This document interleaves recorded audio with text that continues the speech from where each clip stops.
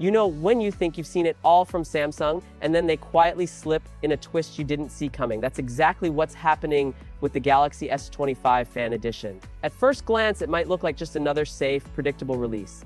But dig a little deeper, and you'll find upgrades hiding in plain sight, some that put it closer to flagship territory than ever before, and others that might just spark a little controversy. Welcome back, viewers. James here. If you love chasing the latest tech surprises, make sure to like this video, share it with your fellow tech fans, and subscribe so you never miss what's coming next. So here's the thing, Samsung's been playing a clever game with the S25 FE's design. Leaks from a UK retailer show it wearing that familiar Galaxy S25 family look flat frame, a triple camera setup, minimalist rear design. But if you look closely at the front, there's a subtle tell. The bottom bezel is just a touch thicker than the Plus model. Not a deal breaker, but for eagle-eyed viewers, it's a giveaway that this isn't the top-tier flagship. Still, it's undeniably premium in the hand, especially in that jet black finish that looks like it belongs in a Bond movie. And that's just one of the rumored 4 colors, so if black isn't your thing, you're covered. But here's where Samsung pulls an unexpected move: wireless charging. And not just the old standard, this is Qi2, the same magnetic alignment tech Apple's been flexing for years, but now in Samsung's Fan Edition for the first time.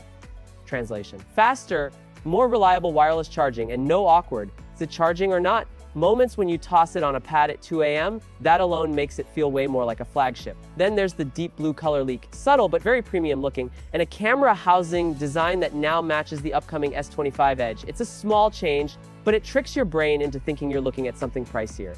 Even the bezels, according to whispers, are getting slimmer. And you know what that means? More screen, less wasted space, and a sleeker profile. Now here's where the plot thickens. Early whispers said Samsung might recycle the toned, down Exynos 240E from last year's FE model, which would have been fine. Not exciting, but fine. But fresh Geekbench results tell a different story. The full Exynos 2400 is in play here. That's the same chip found in the regular Galaxy S25, paired with a rumored 5000 mAh battery. If true, this could fix one of the FE's biggest pain points from last year: battery life. The S24 FE's 4700 mAh cell struggled to outlast the smaller S24. But with a bigger battery and a full power chip, we could be looking at an endurance champ. And I'm not done. The display is getting a serious glow up. We're talking flagship grade flexible OLED. Thinner, lighter, and better looking than the standard rigid panels used in most mid-range phones. It could shave the body down to just 7.44 mm, almost matching the S25 Plus, making it feel way more expensive than its price tag. You'll notice it the second you pick it up.